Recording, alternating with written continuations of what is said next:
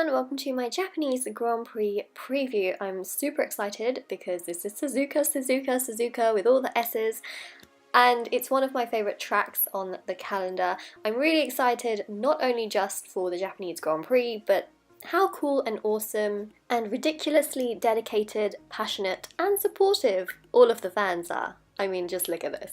It's brilliant. So here we go, here's the track. I'm pretty sure we don't really need an explanation of the track, but if you wanted one, 18 corners, 1 DRS zone, a very fast circuit, and 53 laps around the circuit, a 5.807 kilometer track, and Kimi Räikkönen holds the lap record around here. And for the tyre choices, as you can see, more soft tyres, and it's interesting that Vettel only has one set of the white medium compound, while some of the other drivers do have 4 sets of them. And there also is a chance of rain on Saturday and Sunday. So as I get started with the preview, I think it's very important, probably the most important part, to look at some memes. I mean, here are some of the funniest ones that the internet came up with. And I think it's just appropriate to start with Lewis Hamilton. Rosberg is leading with a 23-point gap to Lewis Hamilton, and Daniel Ricciardo still does have a championship. He still has a chance to win the championship mathematically, although don't think that's realistically going to happen. I think the majority of the world pretty much figured out it was going to be between the two Mercedes at the beginning of the season. I know that sounds bad, but I mean, they were just so dominant. Hopefully with the 2017 regulations, we might see a bit of a shake-up and a stir. And then for the constructors, Mercedes are most likely going to take that in Japan, because they obviously did not take it in Malaysia, where they could have, but Red Bull just did their thing there. So, back to Lewis Hamilton.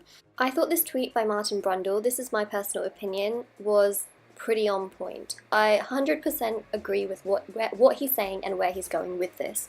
You know, I get, maybe Lewis Hamilton is very emotional, and sure, if you have that many engine problems through the season, and there are like 8 Mercedes-powered cars, then you are going to question what's happening, but I do totally agree with how Martin says, I won't go with conspiracy.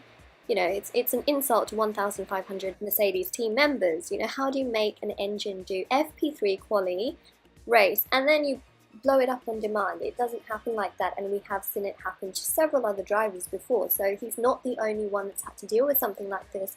And also remember that last season, there was drivers that had problems for many races in a row. He's not the only one. The main reason it hurts so much more to him, and maybe why he's questioning it more, is because he's going for that championship. That's his big aim, and not all of the drivers have that opportunity. So did you see this tweet by Mercedes? It was a bit unfortunate that happened before his engine issue. Okay, I've spent a lot of time talking about Hamilton, but I really want to know from you who you think will win the championship this season. So Rosberg or Hamilton or even Ricciardo. I mean, a lot can happen in Formula 1. So let me know in the comment section below. Haas has been fined €5,000 after the left front wheel of Esteban Gutierrez's car, a wheel detached from the car on lap 42 of the Malaysian Grand Prix, or Malaysia Grand Prix, because they don't call it the Malaysian Grand Prix anymore. So they've been fined, and that's pretty much that. It was what seemed like probably an unsafe release. And Sebastian Vettel has a 3-place grid penalty for the first corner incident with Nico Rosberg in turn 1. Ferrari's season just hasn't been on point, but he has a penalty. It's also the home race for McLaren Honda, and I think one of the big reasons why they took such a big penalty and a big hit in Malaysia was because, of course, they wouldn't want to take a huge penalty in Japan in front of their home crowd. It would be rather embarrassing to have like a 45-place grid penalty. Both the McLarens did really well in the last race, and Fernando Alonso says that there is absolutely no reason right now to get carried away. They've got to keep working hard, because we all know he didn't leave Ferrari, who was getting podiums at the time, to join McLaren only to fight for points. They have a bigger goal, and in order to get there, they just got to keep going. Jolyon Palmer in the last race, he got a point. Don't have much else to say about that. Sky F1 were very enthusiastic about that, and it's great. He has a point now, and I think that I don't know if that's gonna help him keep his seat, especially when Kevin Magnussen has maybe had some more impressive results, but at least he has a point. That being said, we're getting to the end of the season, and maybe we could start thinking about the Rookie of the Year. For me, Pascal Wehrlein also has a point. So does Stoffel Vandoorne. I know Stoffel only raced for one race, so maybe he doesn't count in that whole equation season-wise, but I mean, sure, he did an amazing job and he's got the McLaren seat for next season, but I think Pascal Wehrlein for me has just impressed way more. You also have Esteban Ocon, you have Miguel Arianto. There's been quite a few drivers this season who have been rookies, and I think for me personally, I think I've seen more potential for that Rookie of the Year award from Pascal Wehrlein personally, but I'd like to know from you as well who you think is the Rookie of the Year this season so far, and also who you think is going to win the championship, Rosberg or Hamilton. But let's remember that Esteban Ocon could totally go to Renault. Renault are really keen on him. He is a Mercedes young driver, and so far this season he's done pretty well. Of course, you know, he jumped in the car mid-season, so I think it's been really impressive so far, and he's against Pascal Wehrlein. They're both Mercedes drivers. I like the prospect of young drivers. I really do.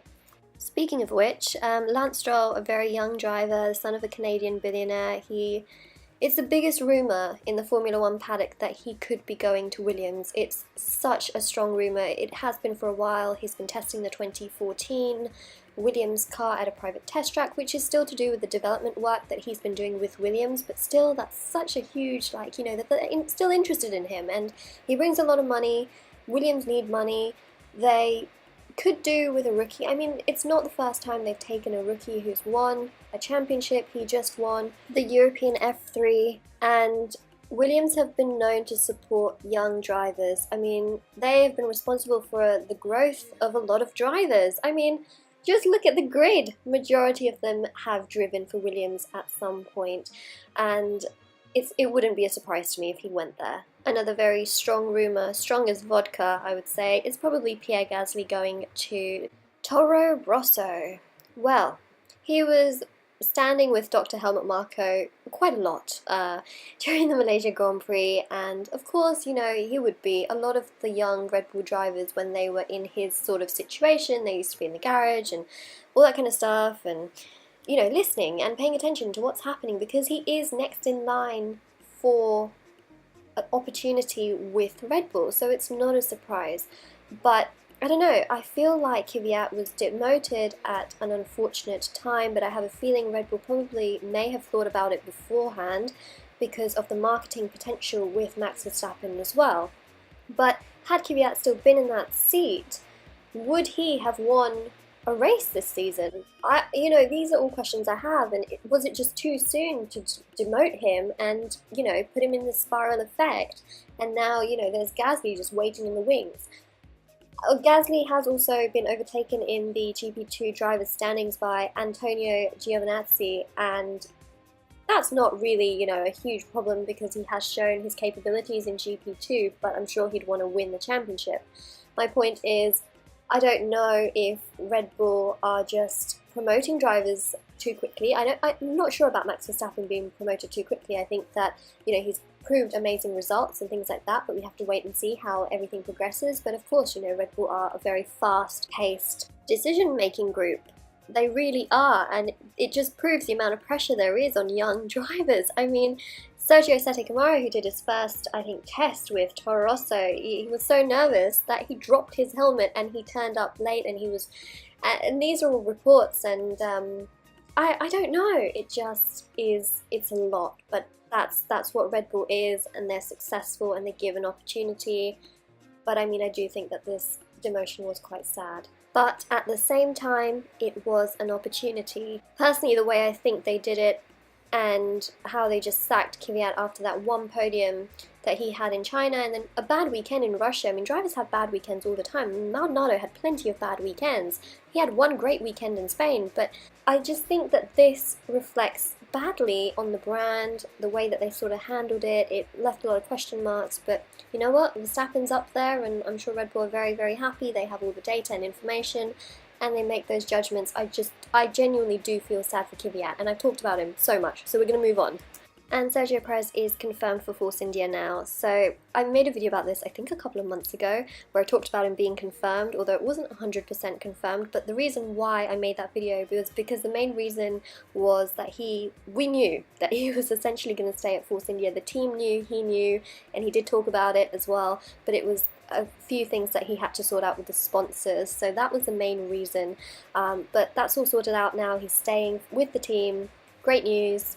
And Red Bull, I thought it was really sweet how Daniel Ricciardo, not how he offered a shoey to Mark Webber, Webber just threw it, but how he dedicated his win to Jules Bianchi, and you know, Jules Bianchi and Suzuka, we all know what happened. He will forever be in our hearts. And on that note, I'm very much looking forward to this Grand Prix weekend. I hope you are. Let me know again in the comment section below the questions that I asked you previously, which were, who do you think is going to be the champion in 2016? Nico Rosberg or Lewis Hamilton, or even Daniel Ricciardo? And your Rookie of the Year for the season so far. So let me know in the comment section below. If you like this video, don't forget to like it. And if you aren't subscribed to my channel, you can, to keep up with all the videos that I make related to Formula 1. And I will see you guys very, very soon. Take care. Bye!